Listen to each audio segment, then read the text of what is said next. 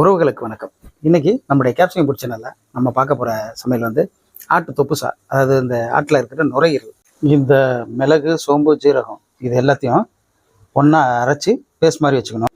இப்போ பாத்திரத்தில் நம்ம எண்ணெய் ஊற்றிக்கலாம். இல்லை இந்த பட்டை, கிராம்பு, ஏலக்காயெல்லாம் போட்டுக்கலாம். இந்த வெங்காயத்தை நம்ம அதில் போட்டுக்கலாம். கருவேப்பிலையும் போட்டுக்கலாம்.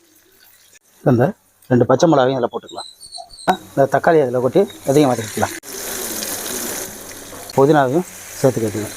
சோம்பு, ஜீரகம், மிளகு அரைச்ச பேஸ்ட் இருக்குங்களா, இதை இந்த மாதிரி பேஸ்ட்டாக அரைச்சி வச்சுருக்கோம். இதை வந்து இதில் போட்டுக்கணும்.